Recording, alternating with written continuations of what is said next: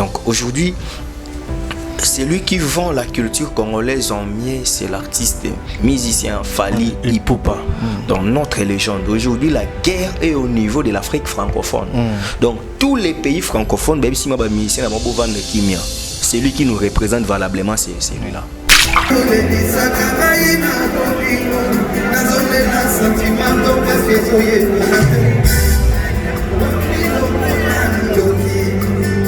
Donc Fally, c'est le modèle du courage, c'est le modèle du travail.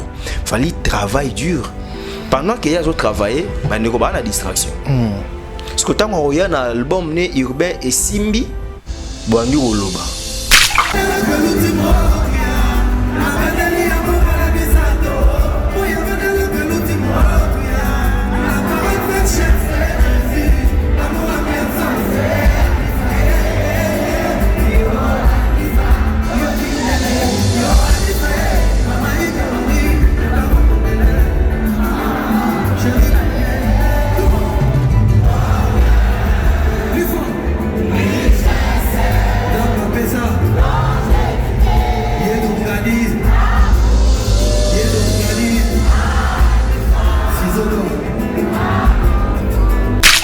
Tout le monde a effort, il a fallu pas public qu'il fallait et puis déformant que koyembisa public eza aux faux chanteurs.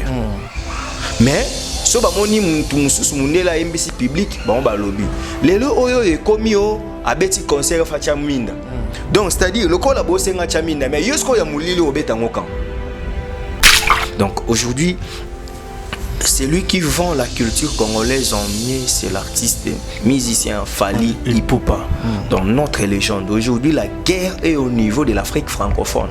Donc tous les pays francophones, même si ma musicien n'a pas besoin de kimia, celui qui nous représente valablement, c'est celui-là. Mbote na biso, ezalinga wabino artiste comédien Jean Molayi na fandaka na France. Scène Wave.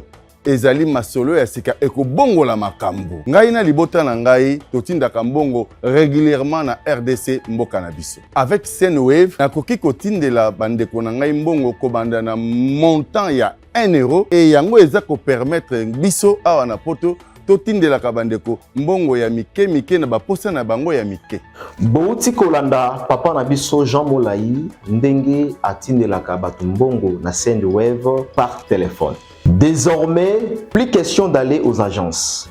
Onde konangai abelaki, o mama nangai azobela. Plus question ya kotelema na mulongo okende kotindela ndeko na yo o aza na Afrique otindela yembongo. Il suffit juste ya télécharger l'application Scène Wave. Okolanda ba détail oyo kotia po osala opération moto aza na Afrique azwa mbongo na yo en toute sécurité et rapide.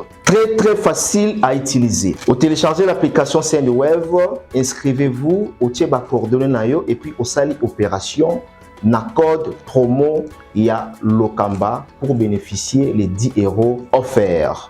Wana ezali cadeau oyo topesi bino. Juste à partir ya téléphone oyo ozana yango au télécharger l'application Scène Wave, okoki kotina mbongo na nzela ya Tigo Cash, Airtel Money, M-Pesa ou bien na agence ya Union Express oyo ezali esika bango bazali. Oyebi ke tozala ba moment oyo ya ba fête. Olingo tinde la famille na yo mbongo, olingo tinde la bandeko na yo mbongo. Il suffit juste ya ko télécharger l'application Scène Wave bakozwa ngo rapide. Na Scène Wave, transfert d'argent sans frais. Na Scène Wave, tokolia bonane na facilité.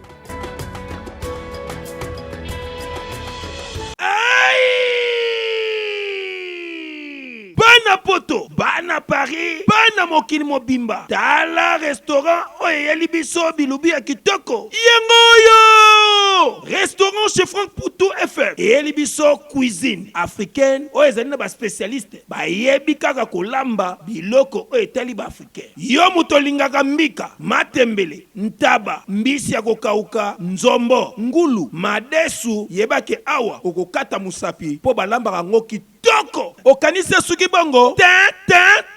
Awa awa na restaurant chez Franck Poutou FM babongiseli bino chaque week-end ekobanda koyinda awa na miziki ya kitoko, c'est-à-dire que barumba ba live penza baza kobetela bino miziki oza kolia oza kobina oza kosepela na niveau ya mukiete po ambiance ezongi sikoyo na Paris chez Franck Poutou FM. Pour Nabino Bato Boza Koluka, esika ko organiser anniversaire, mariage, réunion to conférence, yeba ke awa na restaurant chez Franck Poutou FM, bazali na espace, ezali na capacité plus de 150 personnes. Oyo okozala mubimba soko organiser ba manifestation na yo awa ekozala kitoko na niveau ya 2 fois te. Na restaurant chez Franck Poutou FM, bazali kosala tous les jours à partir ya 10h ngingo, si na X temps, c'est-à-dire 7 jours sur 7 na niveau ya 2 fois te. Adresse na bango Ezwami na 68 rue Émilie Zola 95 870 Benzone. Bonne réservation. Okoko benga na numéro ya téléphone Oyo plus 33 76 72 83 097 Ozamo Bimba. Na restaurant chez Franck Poutou FM. Non, bangonde bavandisi masolo ya bilubu pena akei ya 2 fois te. Surtout makambo ya ambiance ya Paris et kominde kulalawa. Na restaurant chez Franck Poutou et Kiyezongi. Wow.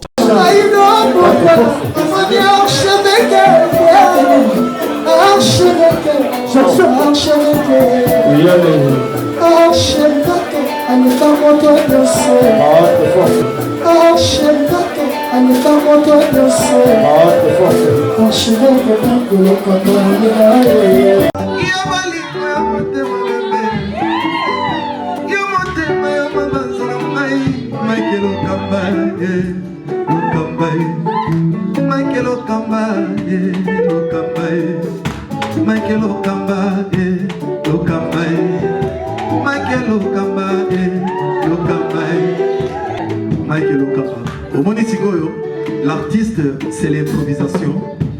La honoré dans l'émission. Africa Elengi TV, votre chaîne, l'incontournable, la star des chaînes.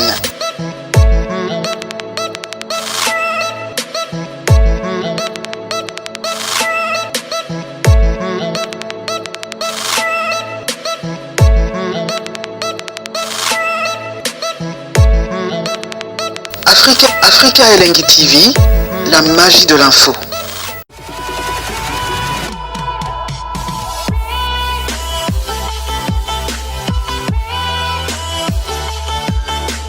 Bienvenue très chers amis internautes, bonjour et bonsoir, tout dépendra de l'heure à laquelle vous allez capter cette émission, de partout vous êtes connectés en ce net moment. Je suis très heureux encore une fois d'être dans vos postes téléviseurs, dans vos smartphones, dans vos ordinateurs, sans autorisation et c'est là et dans le but de vous informer, de vous apporter l'éclairage au vu des actualités. Alors dans ces plateaux, je suis avec Steve Kambanga, un cerveau penseur. On va parler de l'actualité musicale, politique aussi, parce que nous tendons déjà vers la fin de campagne électorale dont nous demandons à tout Congolais de bien vouloir faire un bon choix par rapport aux élections tant présidentielles également législatives, pourvu de pouvoir préserver les 5 ans qui arrivent.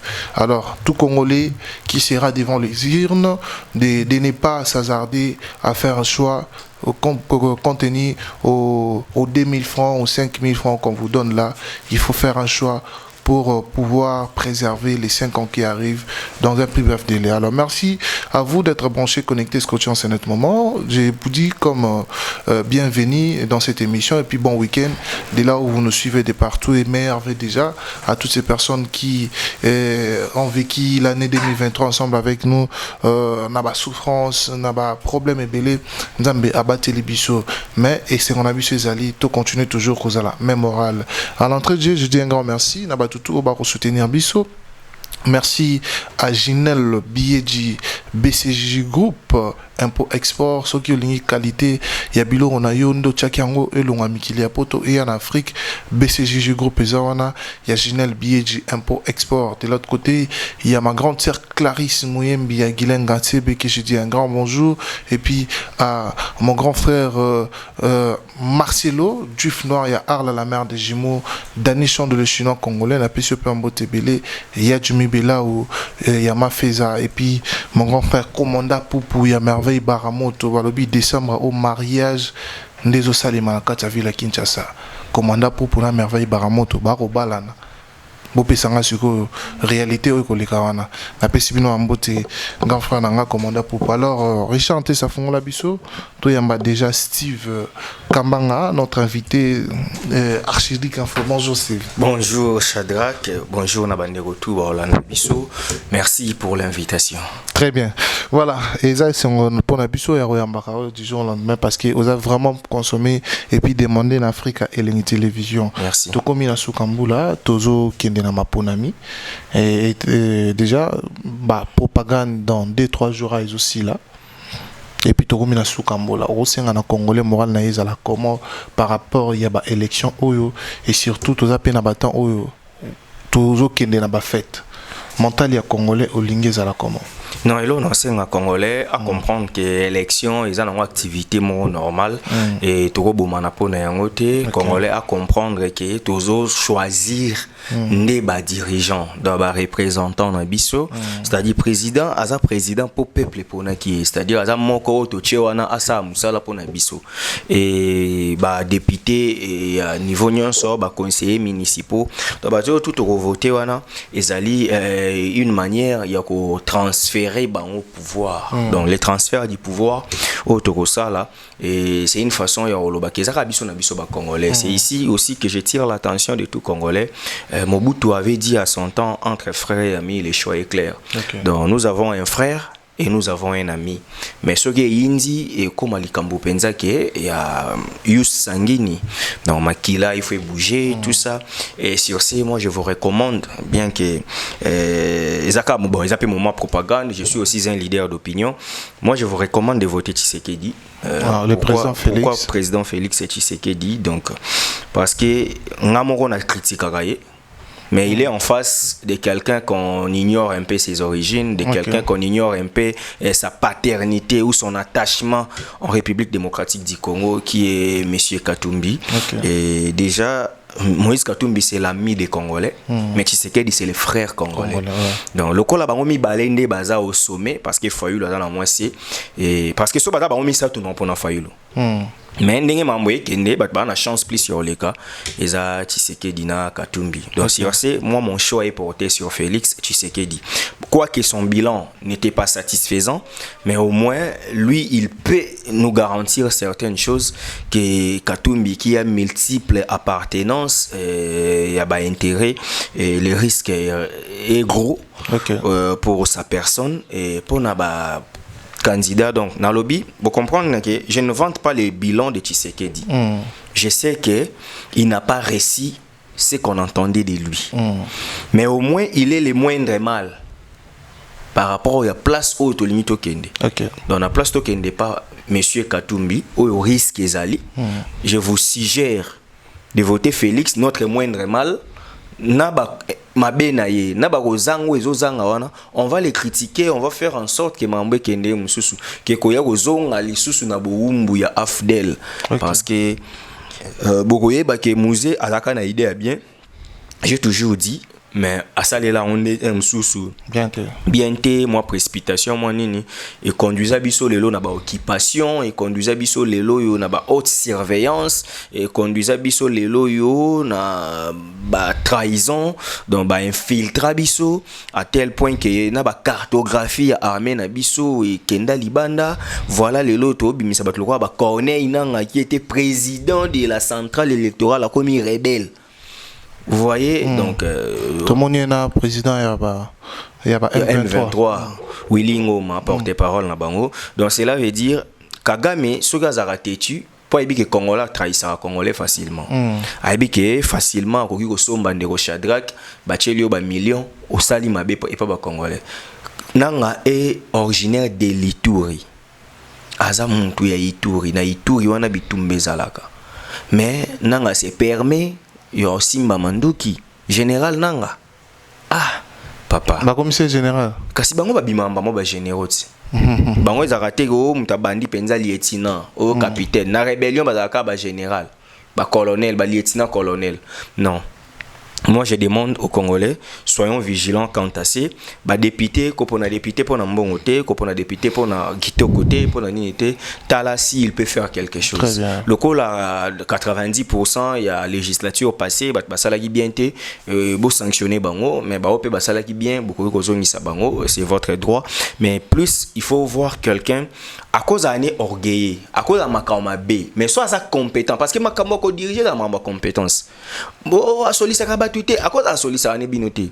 Mais ce qui ko légiférer ba loi ya bien, ce qui ko contrôler vraiment exécutif.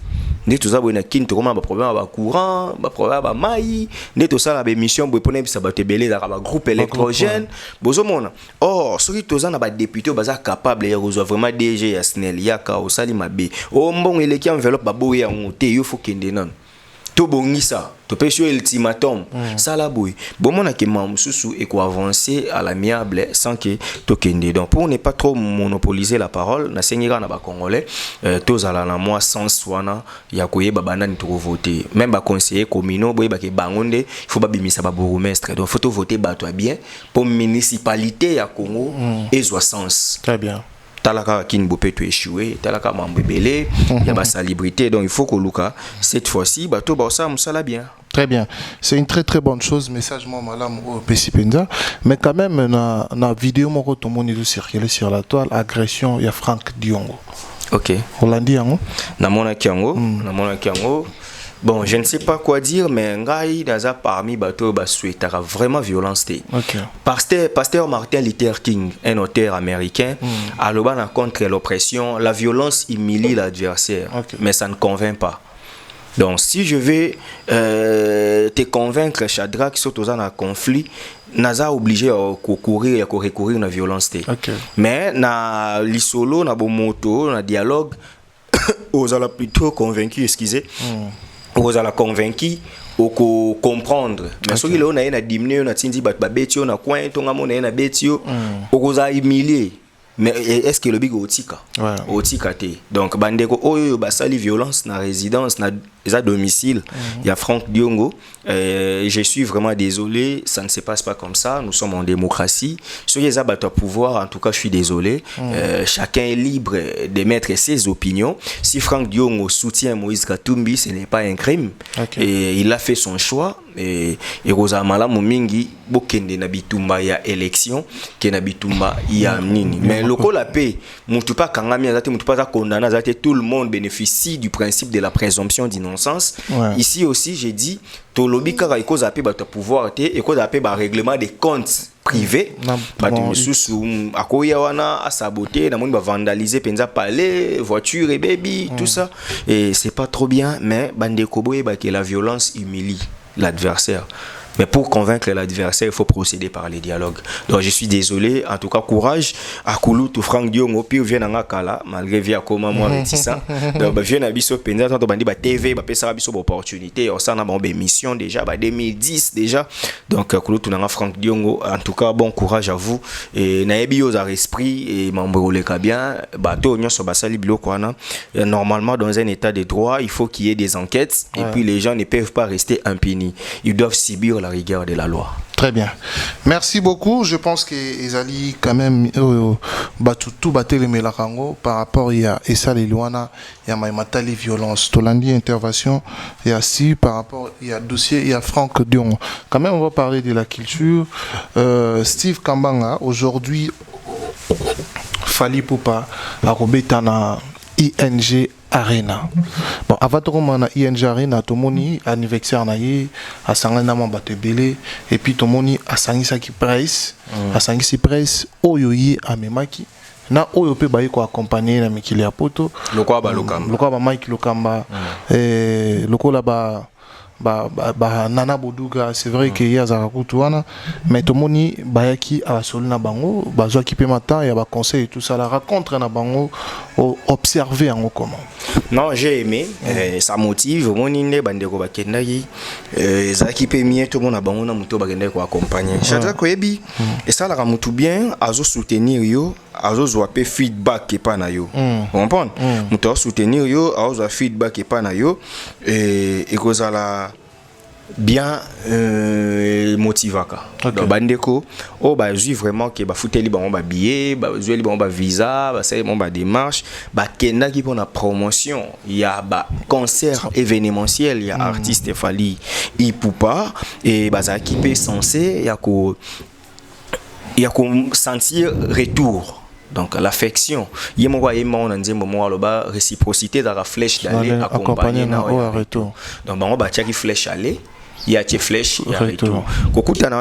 Mais les messages plus importants, peut relayer dans les réseaux sociaux, ils attendent à payer si on finga. Parce que entre bango, tu es bien que ça n'a master mususu, au penza bango, bah qu'un moi qui fout du roi quoi. Donc bah finga, bah ninga, au monde na ça y émission moi je crois pas na yo, na moni mutuma benga o ndenini, o benga Fally Ipupa, mais faire o benga président Ferré.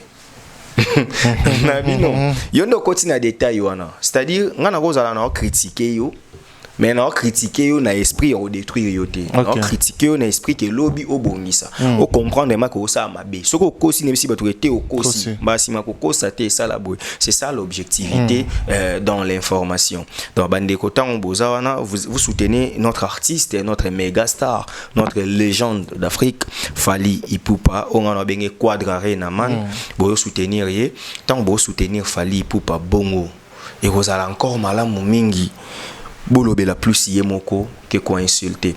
Mais le ko la paix na défendre bango te mais la paix na batu mususu ba yaka ko réagir ceux qui ba attaque et sur la personne de Fally Ipupa pour to vendre la penza boye mutu mon penza ye ayebi kutu ba accord ya guitare te mais ben Fally faut chanter de ce tournier toi on a combien de notes akoye ba 7 notes pour atanga on a classe na couvre la musique do mi fait mais surtout est-ce ba accord wana ya ba notes wana ba si ba bémol le ça là combien a éviter au monde mais mutu wana awa betelo masolo ke mutu nanga za grand chanteur mutu na bango za faux chanteur tala kutu place oyo c'est-à-dire on peut faire des critiques mais lorsqu'on fait des critiques faites des recherches.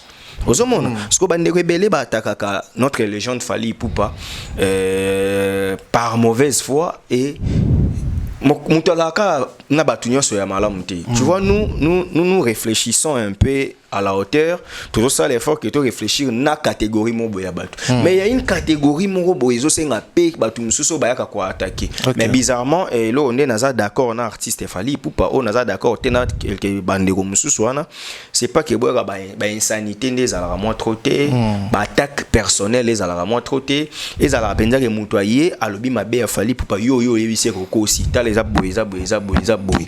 Wana ozala mingi donc bravo à l'artiste Fally parce que bandeko mususo oh bah c'est pas ça, va se faire passer pour des donneurs de leçons au monde a marqué oh non Fally lokolo futeli bomba billet c'est que yo mtotinda bango ba finga non les autres sont rappelés tout honnête contexte wana to moni to mona ndeko moko era lo bango et puis bazo continuer ko lo bango ma finga même bango poto mais moi je n'ai jamais vu Aïdor insulter une personne non siko ce qui ndeko na biso wana lo ba ke ma finga même bango poto yemo aussi wa zonga non sima atala nanu à comprendre que ezana sankara de kunta o lelo azwa mukanda kenda poto prêtre lelo agenda poto nani agenda sani amafinga sankara kosa ba blo msuye mo abeta ngona ba émission sekaka ayo atala penza buvandi penza boye na plateau bomoni penza ki adversaire so rio alati mama na teni donc abi akosi la mbana biso bungaki yango okangi mutu muyibi na plateau. Donc les gens doivent comprendre que ce qui m'a finga et mimi bango poto président Ferrego là a mema bateau tout ba finga bateau na concert à Mwanda na mona ndeko wana tangi kombote a critiquer que ma finga mimi bandeko na Mwanda pour Mwanda pesa voyage. Qu'est-ce qu'on appelle voyage? C'est un déplacement d'une entité à une autre. Donc bandeko balongwe Kinshasa bake Mwanda bake Osani bake voyage te bake voyage parce que yé essuyé pour les apoto. OK on va na otanga ba kombo na monte bato ba entoura faire gola na bi mo komi balé bakenda Guinée équatoriale na ebi le boka makendaka so nde bakenda Guinée équatoriale wana mafinga mtefuta ye oui ou non toza mafinga to mona kaka te pour eza Fally neto ye to bimisi mitu Et puis, dans le cas, non, il y a le baraza international. Mais pour nous, c'est aussi la critique. Il faut répondre. Non, mon frère, tu oublies que chacun a ses origines. Il est international, mais il est issu d'une communauté que toi, tu fais partie. Ok. Donc, de ce côté-là, hormis qu'il soit il est ce qu'on appelle la bicéphalité. On prend à ça, on a deux faces. Donc, à cause c'est comporté comme international, tout comme à cause c'est comporté comme local. On prend à cause c'est comporté comme local na niveau na niveau ya communauté. Parce que tant qu'il y a kin, tant que tambola na biso na kin, azara vraiment na ba réalité kin.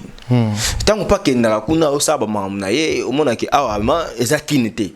Parce que biso le tout ça trop communauté congolaise, yango to comme le quoi ya international, c'est que ta to fini ya kanga matoi. Te ayo kalinga là.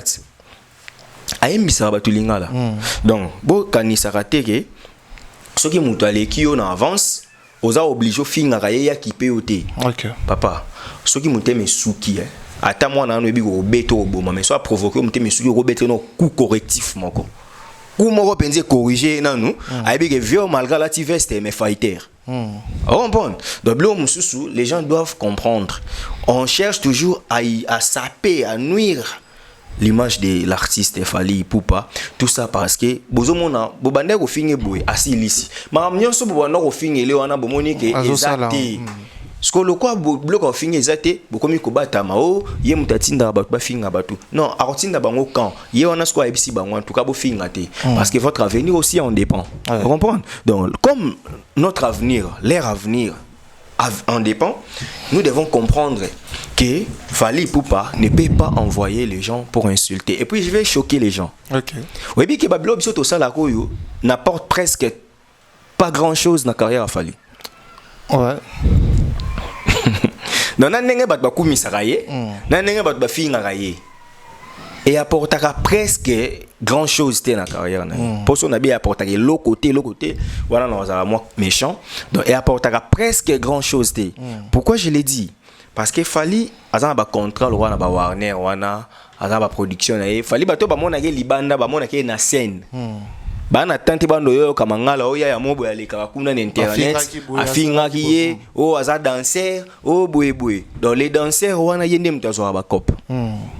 La belle voix oyo ezo produit été et sous kara na milieu quelque part. N'est-ce pas un échec? Ah bah oui hein. C'est un échec. Oh papa, naza master na ngamo na PCM bote tuka tusilu. On prend master na biso penza ya kasavubu. Ya za mwana ya popo kabaka. On prend parce que master na ngatuka ne tuka za wana abeta bale ya danger. Et puis na balle au pied boy ba tuka wana mususu pe ba ko le kana pe ba Toni Kroos na ba Modric. Mais si ko aujourd'hui à level ya Modric au comparé na Tusilu. Jamais. Mais Tusilu naturellement talentueux. Au monde. Donc Natangié pas Massananga, je sais que ça va pas lui léser.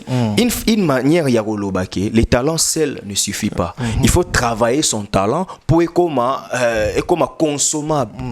Et comme demander. Et comme vraiment un talent demandé, un talent que les gens consomment. Ce qu'on bande ko ba fingara. Biso, tozana belle voix, ce à part belle voix. Jean Goubala yawa bimisi mamba ba gamma chromatique. Siko to bando tala sko banzembo ya ba carrière ya bango. Totala ba belle voix, totala sko ba technique nini ba sala na banzembo. On comprendre qu'il y a encore beaucoup de choses que les gens doivent apprendre. Ouais. Mais les gens ont porté les costumes d'orgueil prétendant qu'ils maîtrisent déjà les dons. Ce qui n'est pas bon. Okay. Donc, Fally Ipupa merci pour avoir remettre la troupe en ordre. Bande qu'on a biso ba recadrer batir parce que ba kovanda pété ke ba otika la kaka bongo ke ba fini Fally ba batikali. Mais ba les candidats ba insulter, ba attaquer. Les attaques sont permises en communication. Mais les attaques qui respectent les normes du respect de la personne. Vous voyez, je peux être sur ces plateaux, n'a pas dit quoi attaquer Mike Lokamba. Maintenant, on a dit quoi attaquer Mike, n'a attaqué Mike, au salaire émission bien té, au moni écoute émission salagi boy, au moni écoute boy, tala kutu boy, na suki na musala. Maintenant, comme maté na nzoto. Au monde, yo kutu té. Là, nous devons éviter. Donc moi je suis parmi ceux qui pensent que la communication, il y a ce qu'on appelle la communication satirique. Dans la communication satirique, c'est une communication, il y a une comédie, il y a un buzoba, mais les messages passent. Le quoi vient Nabiso, vient Léon et Malemba, Papa Molière, vient Zaclé, Zakari Babasu. Ce sont des gens qui font la communication satirique. Au monde, monake, bilo na bango ezalo kwa netika loyenge, netika britannique la netika ni mais les messages passent. Et puis ils appellent étude du millier. Tant on étudie millier, on comprend que qui nous appelle alinga boy. Bon ba français le roi bazali, ba tu pe ba surveiller oh bazali mais au pe ba tu pe biso ana pe, il faut qu'on ramène bango balinga c'est pourquoi au se souvenir chez toi j'avais parlé un jour quand il na yo na lobela mambo communication subliminale. J'avais expliqué ce que c'est une communication qui touche même à l'esprit.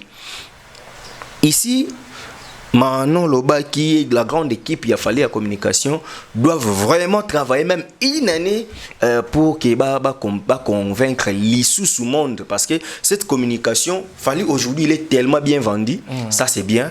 Je parle de la communication subliminale parce que tout le monde a ça effort, parce que là fallu makambo pas public qu'il fallait yembate. Et puis déformant que koyembisa public les autres faux chanteurs. Mais so ba moni muntu mususu munela MBC public ba lobby lelo oyo ekomi o abeti concert fa cha minda. Donc c'est-à-dire le kola bosenga cha minda mais yosko ya mulili obeta ngokan o mona na moni ndeko na yo linga mingi c'est leo alandi commentaire ya fali ya mutu tina page ya fali officiel au montant bat bol bakala fanatique ya fali a aussi lika. Donc, mouta commenté, à tout ça libre faire c'est le rondimo kate, c'est le landi o achana no minda, soit che minda no senga beta parler des sports. Parce que na parcours assez léo. Aïe biso salement abeta. C'est le comment ne porte-parole à faire. Poto longola imka po imka lo baake, batrika. Parce que tout le monde a tu es pensé que attends à Congo awa. Je suis au cas le attends à cheval bob na banda la yemi un petit concert. Donc ce que aux autres il y a ça là grands efforts pour battre oka. Oui, il y a Céléo. Tu retiens na biso yoka président et pas président. Président Céléo. Tu retiens na biso yoka. Comment tu bêta so peut pas salir baiser. Tu vas baiser. Mais en ça salir là il va zone il y a on habillé à père de famille on ça baiser modèle on la tête tout ça là. Tu es baiser, c'est le à baiser. Et puis c'est le mais franchement il que na bêter ma confiance et reverser la inapte ati ko provoquer baninga. Ah. Mutu nyonso mo mbali nyonso. Est-ce que ba bêta mutu bon? Donc on y va face c'est le ba non si ma en soi. Non ça bloque là. Carrément la que so ba bitumba boy am to bundati c'est là que muta base mais yo mon désormais c'est le haut mutati male mwana Congo Kinshasa pe Brazzaville yokelanga lisolo kitoko oyo yoka bien. Église universelle, pentecôtiste charismatique, ministère des affranchis. Oye Kumba Makana Motonzambe, les prophètes messagers du temps, Emmanuel Dodi, Ezali ko célébrer la fête du grand salut. Oyo, et Kosalema 17 décembre 2023, de 15h à 18h. Noko, Nyoso Oyo, et Kosalema Kaka Awa na limité résidentiel. 6e rue, Avenue Révolution numéro 817. Yaka Awa, Oyoka Motonanzambe, Ozo Eloko. Betela Moninga Lisolo Kitoko Oyo, Po, Jourwana, et Kozala terrible, Awa na ministère des affranchis. L'homme du Tikotako, le prophète messager du temps, Emmanuel Dodi Azawana.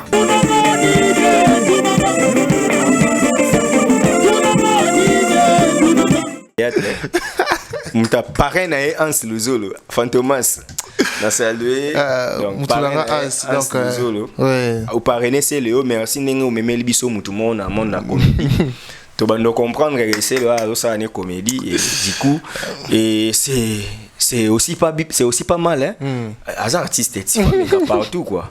Donc à part aux appels musiciens aux appels cinéastes aux appels comédiens yo quand singane na boso cache moi bien yé pena ça filmer. Non, ça, na master moko na pesi mbote Moindo Mpongo. Na bide so yebi Moindo. Azo amo ba trophée trop na Congo à aux États-Unis. Kwa ça ndakisa commanda Elomé. Ah, commanda Elomé ndakisa. C'est un ami. Il y a un grand rappeur, alors on teacher anglais. Teacher Penza donc. Di Kopara payé ba kenda Corée na 2005 je crois. Corée avant da tang université qu'on a vidé à ça l'album numéro 20 Mission Accomplished. Aimba ba Najahe ba nini ba vrai chant. Mais il y a un lelo toloba, il s'est épanoui dans le monde du cinéma. On comprend? Monde du cinéma donc c'est le roi comme il peut Yamaboke. Ake malamu na monde wana. Yamaboke. Mais akoma skoko la kisa mon ndenge Yuri Kalenga alobaki na émission moko tike na zala na pe humoriste. Donc tu comprends que ata oloba na ye est-ce que c'est le pas au courage on dit manqué. Très bien. À part musique na pe comédien et te yaza humoriste te on y a ça one man show comédien. Il y a la comédien ça bon. C'est riche et ça lit bien. Très bien. Tobet appelle solo, il y a ING Arena qui s'est produit déjà aujourd'hui. À l'heure actuelle, Toroloba, Batou déjà, Bazo Bongama, pour Okende, ING Arena, au Falazo Beta, on a sold out.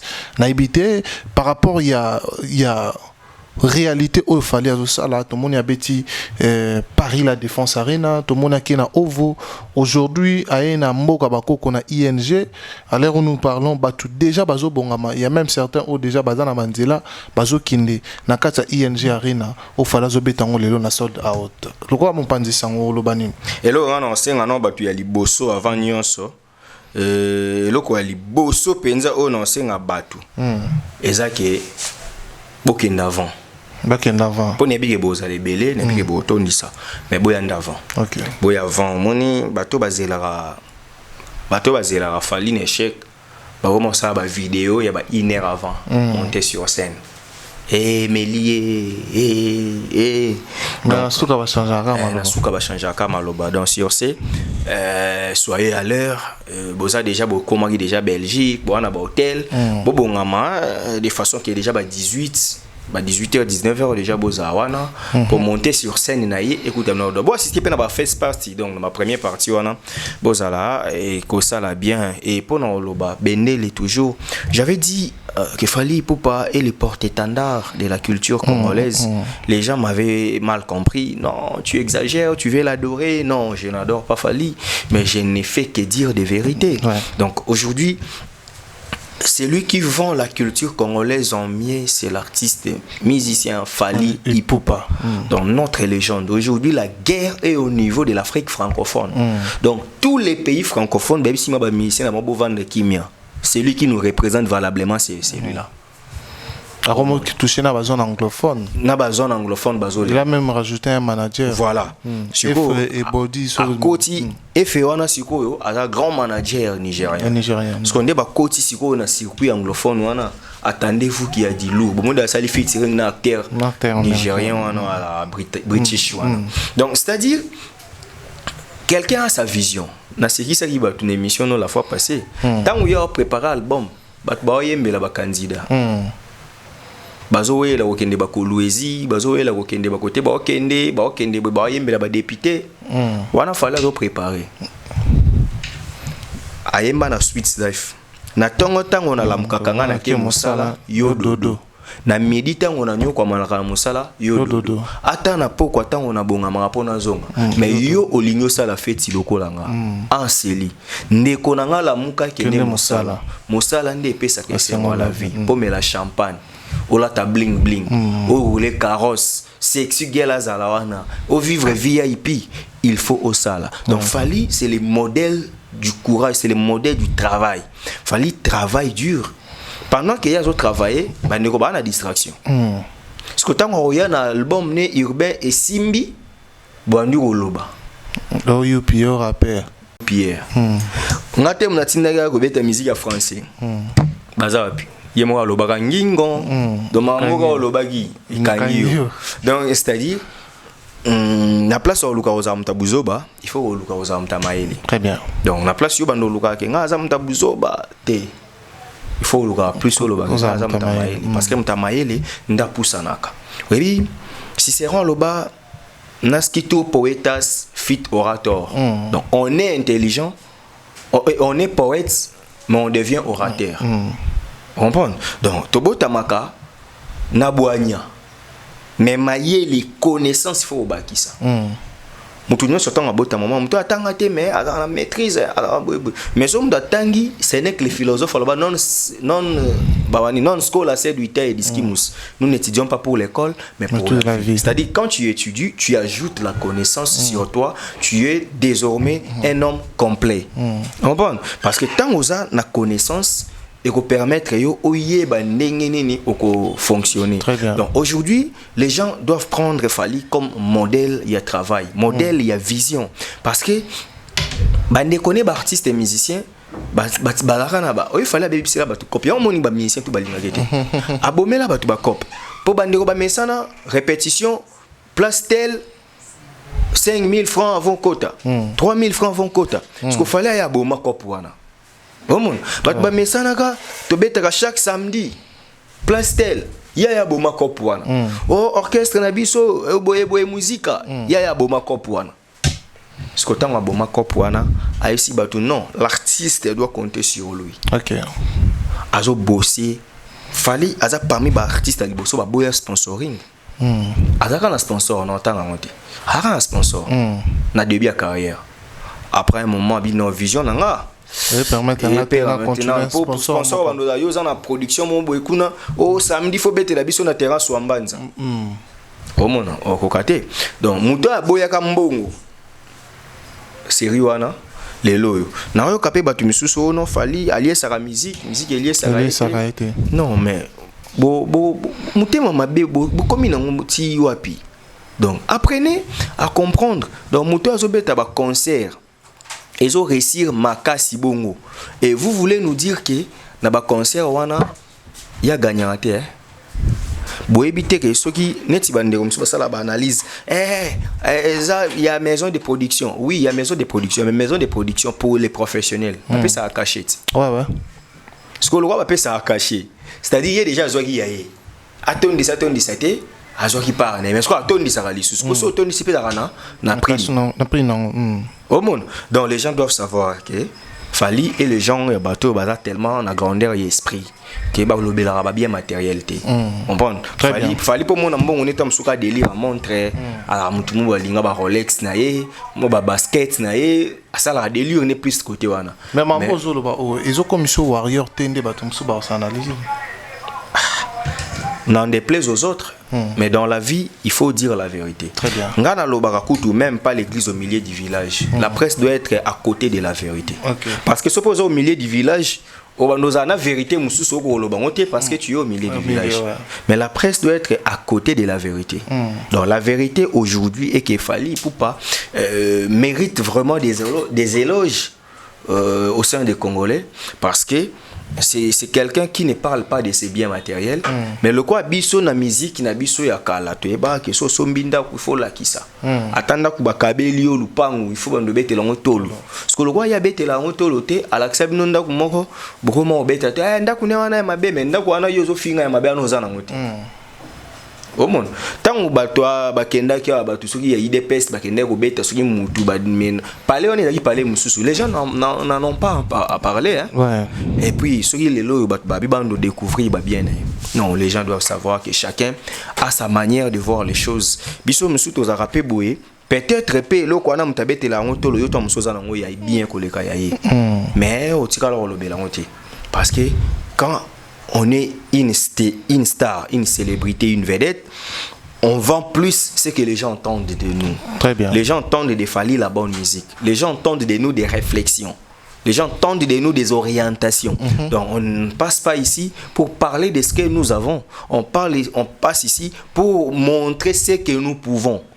Vous voyez? Donc c'est comme ça que les gens doivent comprendre. Fally Ipupa azamwana wengete oyoke il faut bandoya ko la kisarabino ba bijoux ba bien tout ça.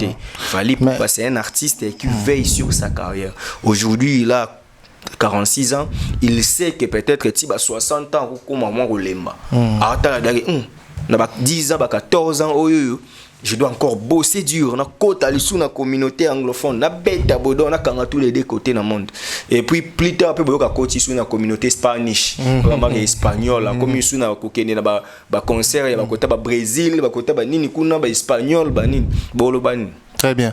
Mais la toute une question, pourquoi? Parce que tout le monde réaction à Ken Piana. Réaction à Ken Piana. Les lots abandonnés la vérité beaucoup plus sur Fali. Maintenant, choqué aujourd'hui, il préfère redevenir comme avant, selon lui. Donc, c'est-à-dire comme au milieu du village, parler les biens des Ferré, parler les biens des Fali, critiquer Fali s'il est faux, critiquer Ferré s'il est faux. N'habiter démarche na yowana, yo mon comment. On dirait yemoronde mutami bimisi sérieuxité. OK. Parce que na monate ba pekisa le bela ba musicien mususu. Na monate.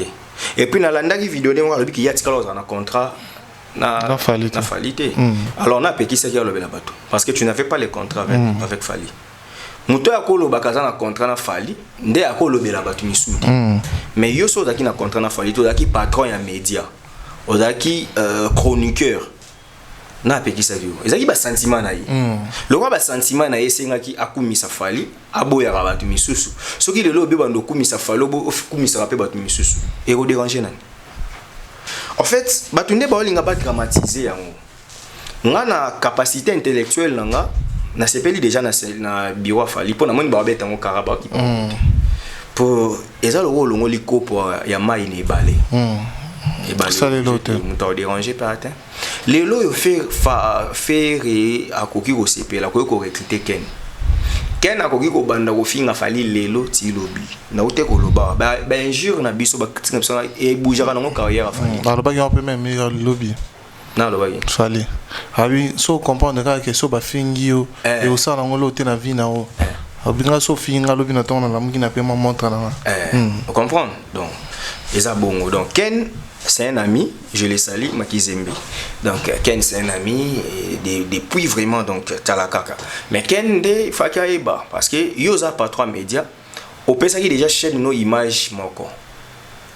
A supporter conséquences et aux ti a transformer public et aux tant mais à cause d'endetté. OK. Allo baka ba vérité. Allo baka ki bobanda lelo na ndokumi safali na kumisi pe batu misusu mais ça bando ko sa makambu pona Fali ayeba yango ke ekoute moins cher na spiritualité. OK. Parce que soko bandi ko kokosela mutu makambu po uti okabwana naye o gagner et moi je ne pense pas que Ken na Fali bazaki ba ami bazaki ba pire bazaki ba nini non c'est-à-dire yo moko yaki na volonté na yo au soutenir tant on bandi ko soutenir Fali pas moni Moutinho Salanda peut plus intérêt nezati. Ah, il parle en bien de moi. Ah, OK, azalana. Il dit la vérité. Ah, il dit la vérité. Ah, et l'autre sali boya ya lo bien ouais, OK. Ce que yo les cani na contrat na limite. O bani ko diminuer bato. Et ça qui faut ça nani. Ya yemo on peut dire. Les l'autre temps fallait ABC bande ko ba finga ba tuté. Na yo ki ngote. Ma on to ba OK. Tant so ABC ba on déjà na ba privé. Tant so pas ABC Ken na privé. Est-ce que Ken a yokaki? Parce que lelo conviction le weye. Okomo ko lobela batu nyonso. C'est bien lobela batu nyonso mais garder kaka position ya vérité. Garder position ya vérité. Yebisa batu ke fala to lisi ING Arena. To ba weekend ça va. Yebisa batu ke les 9 faire ego les faki na calendrier faka beta aux États-Unis mais à se retrouver na point noir. Na point noir. Et ça vérité. Parce que soto lobi bongo to fingi. Yebisa batuke c'est Léo a commencé à théâtre. Tant on le banc, bah c'est toi à quel moment le vérité. Au monde. Comme ça c'est que les bosses dans le bac vérité à côté mon corps. C'est quoi comme le vérité il y a à côté nyonso. On a le bavon à Ken yangwana. Très bien. Donc ce qui départ il y a Ken na équipe oyo ba soutenir Fali et ça le roi bolongo li kopo mai na ebale. Et ko bouger té et ko sala le côté donc quand bolongo liko pa mai boche boy et baleza rande zalaki.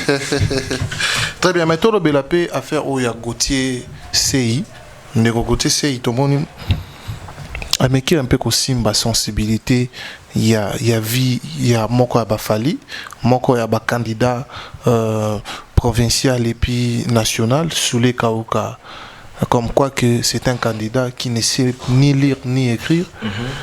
Un candidat qui va peut-être pas subvenir aux besoins de la population, notamment il y a Bandikonabiso, il y a Moamba, il y a Kiseso, à Sengi na bana Kiseso ba fongolami so ba voter avec tant de critiques qu'aussi ma même sensibilité Yanana Bodoga kokende même koloba marambo à la tente il y a orchestre est victime comme ba memi batama finga na poto kozela bato tout ça là tolandi intervention ya ndeko Gauthier c'est na habité attaque ou on a topé critique ou on a yo moni yango comment? Non, déjà les frères Azosa la Sonia Corporation et Gauthier c'est un vendeur d'illusions. Il est tellement vendeur d'illusions, il a fait croire aux gens au début qu'il était intelligent. Okay. Mais les gens découvrent petit à petit que le gars n'est qu'un vendeur d'illusions. Je suis désolé de le dire, mais les confrères n'ont pas comme il se croit être surintelligent. Bachangana est concours et à dictée française. Comme ça, il faut apprendre à être humble dans les critiques. Sous les cas où il est illettré. Parce que lui, il croit être malin que nous. Tant que lobby est un candidat Moamba, à protocole à F victime. Candidat Moamba, ou à l'approche à Fali, c'est qui? C'est pas Suleiman? Sous les cas où atangana ba école tant sous Gauthier habité parce que Gauthier origine est toyé ba honte. Aya pa lo ba ngana exception pas lo ba raté cursus scolaire. Na ba nana ko expliquer Soulé. Soulé atangana école les petits anges. Atangi na les petits génies Kalenda. Atangi na Saint-Joseph Elikia a eu diplôme na Saint-Joseph Elikia en 2005. Tant sous Gauthier a habité. Sous les cas où autant en Afrique du Sud, bon pays anglophone et ça qui moi Amri à Maroc, à Silici na Maroc, à en 2010.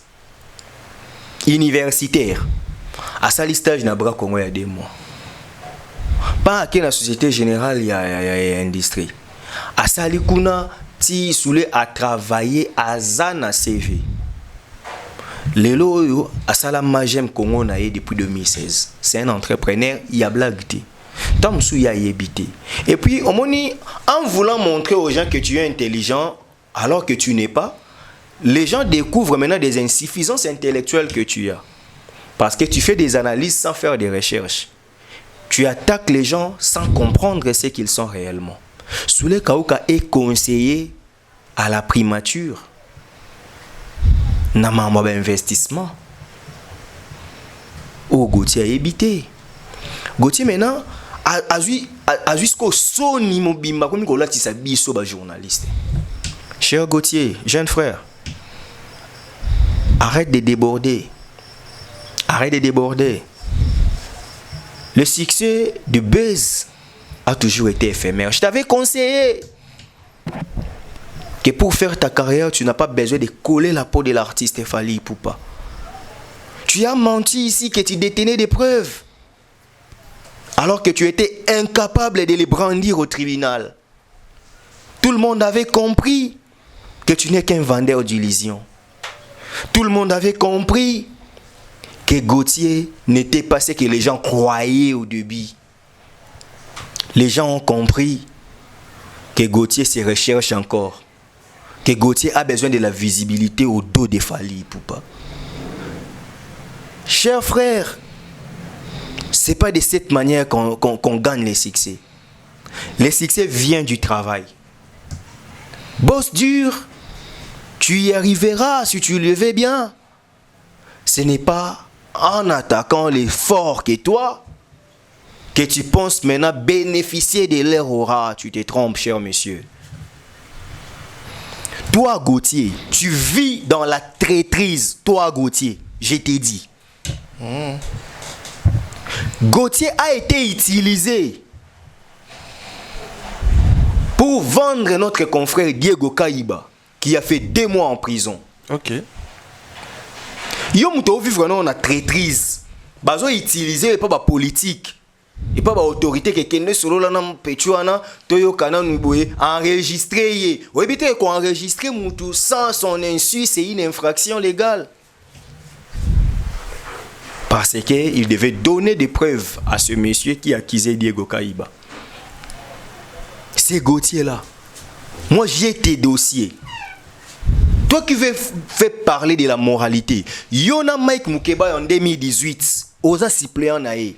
Bokena Mukeba azo attaquer Ndegomo boye FDC na bombi kombone. A proposer Mukeba imbongo Mukeba ya boya. Yo linga ozo mbongo wana Mukeba ba so zimbongo wana abenga nyo na circuit nae. Tu passes ici, le roi Moutumo boye au bonga na vie, le roi Moutumo botan yaka yebisa biso. Tu as quel diplôme que nous n'avons pas? Tu as quel diplôme? Tobandozo nga siko na ba université, on le roi yozo beta masola ba kiosis alors. Tobandozo nga to kenenga na pesa ba université na tanga, ba formation na nga OK ko vérifier so na kosi yo PPC ya yo, et puis to ko vérifier na ba relever des cotes. Apprenons à être humble. Cher frère, tu es obligé de respecter les gens. Ah ben oui. Hein. Parce que quand tu veux faire la contre-campagne des gens, ne pense pas que yo, qu'est-ce que tu vaux? Na moi mba pour voter sous les kaukate. Sous la moi lemba. Yo ebiete. Et puis un jeune de notre génération, oh a réussir. Et Fagas à la coûte mouton yo ko encourager. Soutenir. Ouais. Ça prouve que tu as de la haine pour ceux qui réussissent. Ça prouve que tu ne supportes pas l'ascension des gens. Ça prouve que tu ne supportes pas la stabilité des gens. Et ça, c'est les mauvais cœurs. Ça prouve que toi, tu n'es pas sérieux. Quand il dit que sous les Kauka est porte-parole et protocole de Fali Poupa, mais sous les travail à la primature, quand est-ce qu'il sera protocole? Ou soit c'est les mots que tu ne maîtrises pas. Cher monsieur, il faut faire attention. Tu es encore jeune. Tu as encore une vie. Évite de te créer des conflits ça et là. Car tu ne sais pas où tu vas. Ah oui. Hein. Cher Gauthier, tu t'attaques à tout le monde. Qui t'a dit que faire la chronique musicale, c'est être moins intelligent? Nana Boduga et Ifasicienne. Peut-être que toi, tu ne la connais pas. Et puis toi, tu fais semblant, je ne la connaissais pas. J'ai posé la question, on m'a demandé, tu vis dans quelle planète? Parce que Nana Boduga, ça la succès dans couleur TV, Moutounion sur Albane Rotala. Ça la succès dans qui nous papa, tu veux me dire que yo vivra aux anges? Et ceux qui a solo yo bandota la chronique musicale, parce que tu estimes que faire la politique, c'est être au-dessus de la mêlée, tu es un faux lettré. Parce que nous qui avons fait les lettres, on nous a toujours dit qu'un homme de lettres suit tout pour être informé. Je te ramène au cours de IRES. Dans l'initiation à la recherche scientifique, on nous parle de l'éclair des pensées. C'est-à-dire un scientifique doit connaître tout, même si pas en détail. Moi, je suis journaliste, mais je ne peux pas dire que je manque la connaissance en électricité, bien que je ne défendrai pas l'électricité comme électricien de formation. Je suis journaliste, mais je peux connaître la mécanique, une petite notion. Et dire que tu es journaliste, mais tu ne connais pas Nana Boduga, c'est l'insulte à ta propre personne. Oh, fallait atteindre Rabango, Bafingaye, Nana Boduga l'a insulté. Elle, Nana Boduga. Nenga Zarabongo, fallait atteindre Aya Fini Gauthier. Gauthier est qui dans ces pays? Article Nini derrière Mounene Gauthier Sala na Mboko Oe Kanga. Attends, l'émission Nini Gauthier Sala na Mboko Oe Kanga. Ni tete ba attaque ni afali. Tolongo li penza fali na carrière ni. Gauthier Sala Nini comme référence dans Mboko. Avant yo bando critiquer batu yo moko ozana nano réussir te mambozo sala. Mais olingi oyebana okoyebana na bar attaque personnelle te yebana na musala. Nga Steve Kambanga, je suis fier de le dire, na yebana na musala. Nga yebana na musala. Ah ouais. Parmi les bons, il y a le meilleur. Général Investment Service. Une société d'un Congolais aux capitaux 100% congolais. L'une des rares qui vous offre une gamme variée de services dans différents domaines. Nettoyage des façades des immeubles et de tout autre espace de vie. Irratisation, désinfection, désinsectisation. production de papier hygiénique, production de glaçons, spécialiste en logistique, spécialiste de l'immobilier, boulangerie, traitement des plaintes. Il met à votre disposition des camions-bennes pour l'évacuation des déchets et immondices. Le tout à des prix défiant toute concurrence. Contactez-nous au 085 090 19 99 ou au 082 79 92 076. Rendez-vous au boulevard du 30 juin, immeuble Virunga, appartement 6, premier niveau, Kinshasa, Gombe. GIS, le meilleur. Déjà, on découvert na musala.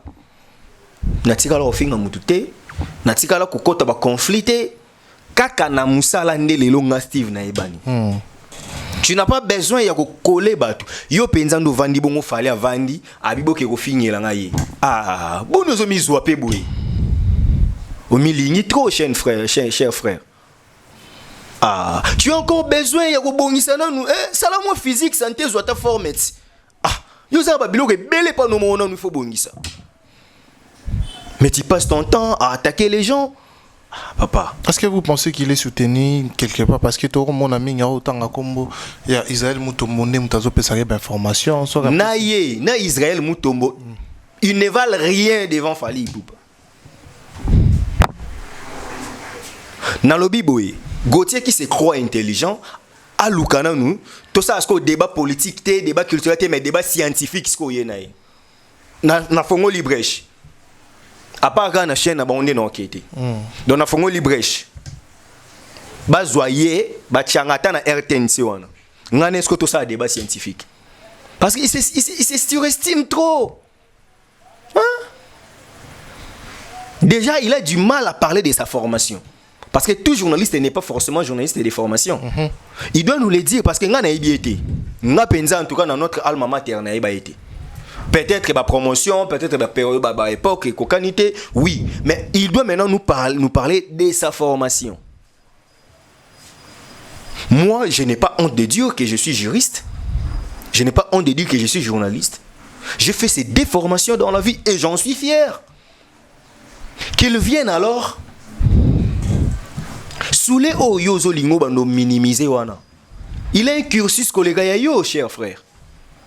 Oh, bisonyon so to ba licencié. Est-ce que cursus ni yo lingo loba parce que yeku tunda zawana de 2010 à 2023 il travaille.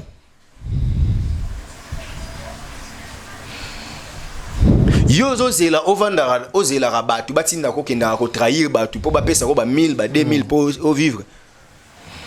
Soulé n'a pas besoin de ça. Cher monsieur, apprends à tourner ta langue cette fois. Les médias là, ils vont commenter, ils vont quitter. Oh, t'as là ce qu'on va commenter l'émission sur le sali. Bah on montre ce qu'on a écrit. A fouteli batouana, ce qui va wechi. Donc oyebi na yo bango parce que tellement on a posé à côté dans le monde buzz. O luki penzo tala ba wechi ba procéder ndenge nini ba kenane ni ponga pe na banda ko attaquer bango. Donc lelo komi ko diembela Alexis wechi poye bana. Non mais c'est décevant. Vraiment. C'est décevant cher monsieur. Soulé Kauka, c'est un garçon très intelligent. C'est un garçon qui connaît ce qu'il fait. C'est un investisseur. Sous les pays des gens, yonga na ebi mam non tanga ba petit na ngati. Na chaîne na ofuta bato. Tu as du mal à payer les gens et poser à bato combien en éthique. Peut-être nga na archidi qu'il faut na nga humble mais peut-être bato ba yebi. Sois humble cher frère, sois humble. Succès il y a buzz a toujours été éphémère. Ouais. Même quand tu succès aujourd'hui n'a pas si biso yeyo. Pour te garder ba capo et ba discipline hein? Je n'interviens pas à n'importe quel sujet. N'évite pas de rebelle. Que c'est important. La gestion du succès n'est pas facile. Yosko kanisa ki ndenge okola ki fali na po. Batu balobeli yo. Babia journaliste politique. Arosa Maele. Bou. Ba découvrir que tu non aventurier parce que tu ne détenais pas de preuves. okanisi qu'il faut bando songi c'est la succès on a eu soyo fini fali ba répondre yo bando beta lisono malheureusement cher monsieur. Et puis pour ton information, ton affaire aux gens la justice et si là t'es dossier est classé sans suite. Il n'y a pas un jugement, c'est-à-dire le dossier est en cours. Et si aujourd'hui, par exemple, sous les taux, on soit porté aux plaintes, on en a porté aux plaintes pour imputation dommageable, ne pense pas que ça la connexité pour il y a déjà une affaire similaire. Quant à ces non, au samba parce qu'on est aux la plainte moussous. Mon cher frère, apprends à être humble et fais des recherches avant de critiquer. Très bien. Moi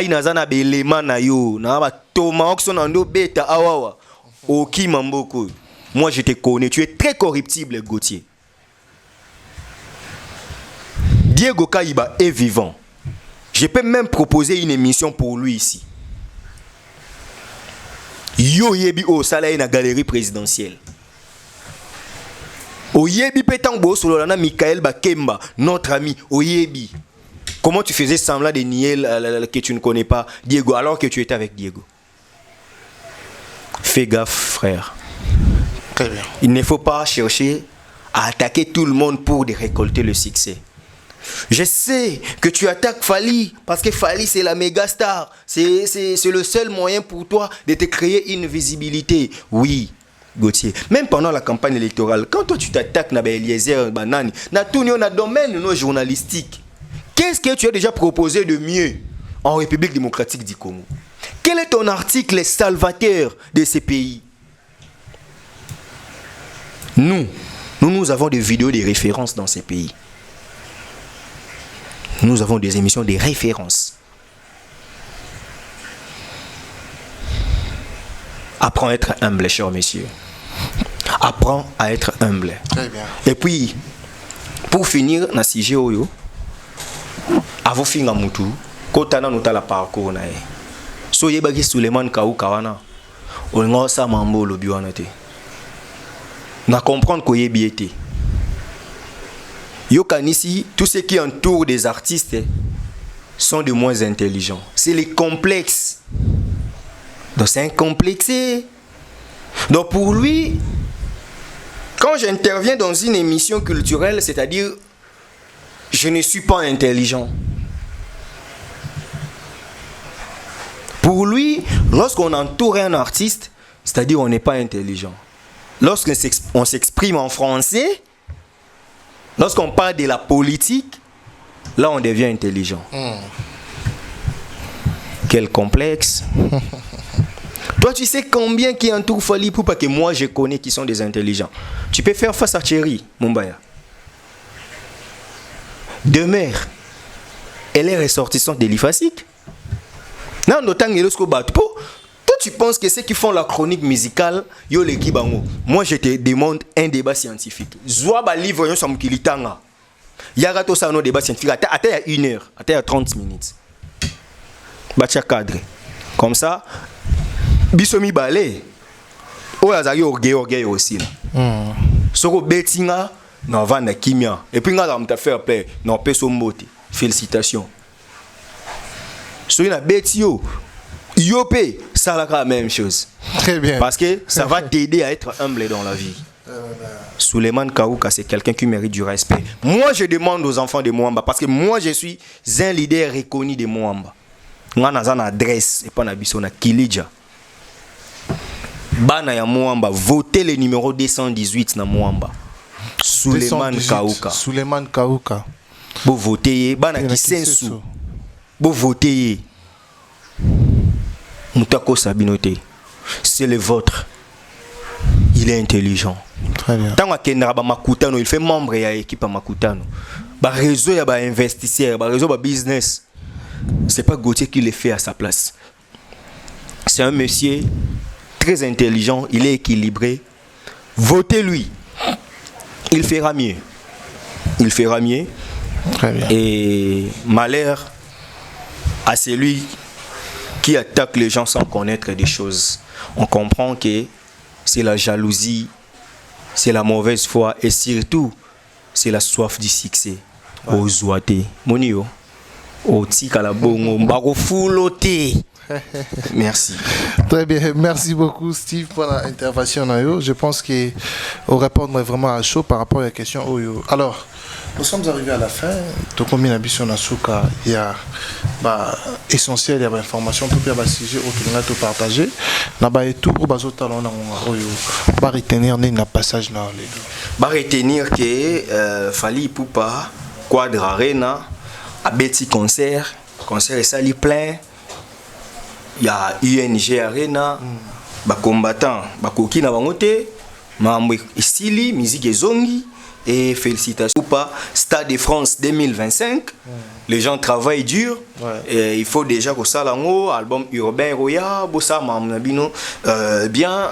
Vous allez comprendre que nous avons la chance d'avoir Fally dans notre époque. Et aujourd'hui, Fally Ipupa, pour ceux qui ne connaissent pas, c'est quelqu'un qui travaille avec beaucoup d'intelligence dans le monde de la musique.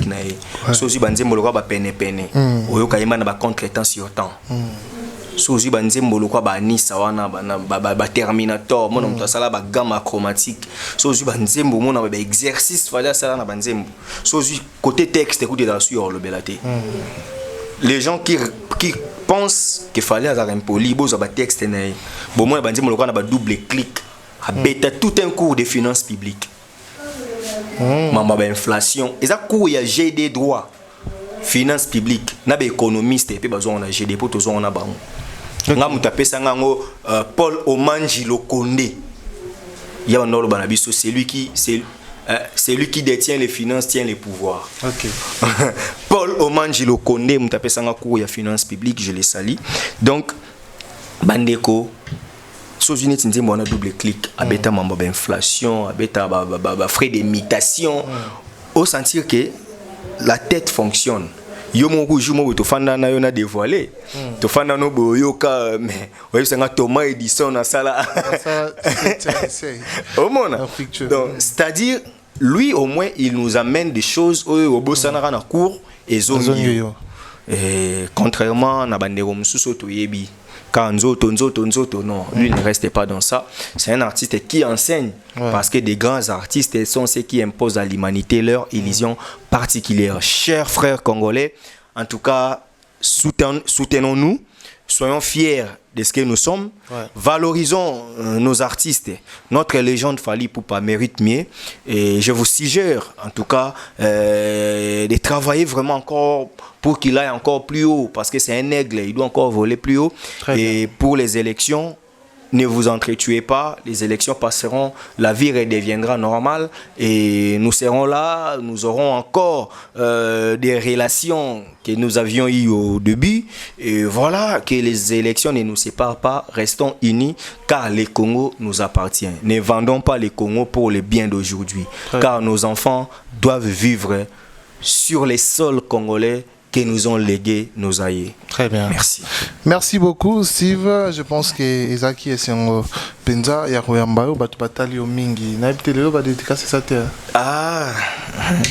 Gauthier Bele le roi d'Angleterre, nazo le lamabe mikolo boxinga, Gauthier Bele yozala utu boye mbalamo les rois.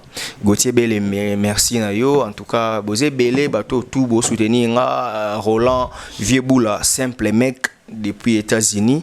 Merci Nabatu tout au Bozawana, au Bosutenara Bisso, Boza tellement ébélé, il y a José Moulumba les Bogards de Birmingham, vous êtes tellement nombreux, Odette Lessa, mais Messifa, en tout cas, Napesibino Mbote, Bissikanyo Sobozwami, donc merci, il y a soutenir Bisso, merci pour s'abonner à Archidic Info. Vous s'abonner à Archidic Info massivement pour vous aurez émission na biso ya politique bon mon année tout ça la musala bandeko baleki neti yende kwa na lekibiso na maele bon vous aurez pendambu na biso ya mobuzo ba tout ça la kuna le roi tout ça la peut-être émission na lingala ya monique tout la maele té voilà merci na bino nyonso abonnez-vous massivement sur Archidic Info et vous allez toujours wana à chaque fois que Shadrack m'invitera lorsqu'il y aura actualité je serai toujours là pour vous donner notre part des connaissances. Merci. Très bien. Merci beaucoup Steve, merci. C'est la fin de cette émission. Je dis un grand merci à la prise de vie, Richard Tessa, Topesio P. Wambotebele. Merci comme ça à Dani Chando, le chinois congolais. Un grand merci à maman Émilie Nzemba et à tous Pepele Ambeto, Lonapesio Wambotebele. Merci à Marcelo Dufnoir, mon grand frère, Mbotino Yangwana, commandant pour ya merveille Baramoto, mon bangé na mariage des en décembre, awa. Valobi commandant pour Azoya Rubala, merveille Baramoto. Bisonnion surtout tous à la wana, to célébrer dans vos c'est sur invitation, mon tout est sur invitation. Ce qui va bengioter, quoi, là on dit m'a présenté. Pour qu'on il y aura vraiment des grandes choses. Tara Jimmy Bela Akozala, Nama Feza, Napesi Bambote Belé. Et puis je profite de cette même occasion pour souhaiter un heureux anniversaire à mon frère Unité des Mesures, Napesi Bambote Belé, Papa na Aznat. Joyeux anniversaire à toi, leader Unité des Mesures, plein de bonnes choses à toi. Depuis Canada, Orota Labiso, les papas d'Aznat, Papa Walinga Moine Mingi. Donc Gonzambe continue au Pambolayo, plein de bonnes choses, que les bons dieux te bénissent abondamment, que tu ailles de l'avant, succès et à la vraiment partage non et puis Maramuto Rosala Mpanzi à Canada Kuna et Simba Topesio Bambote Ebele leader Unité des Mesures les papas d'Aznat Moana Mama Kalema Élysée. C'est la fin de cette émission. Quant à moi, Tokutani na rendez-vous prochain. Bye bye.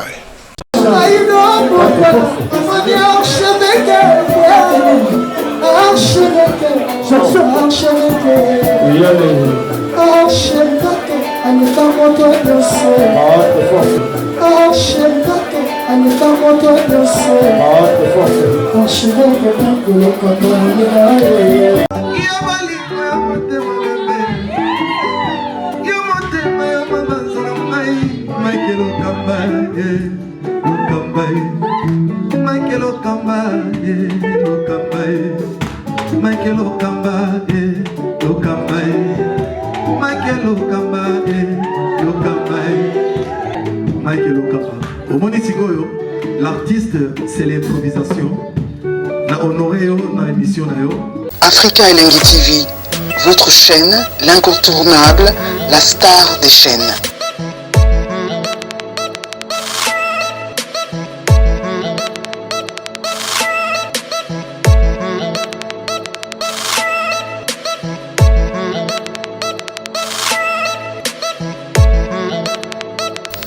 Africa Elengi TV, la magie de l'info.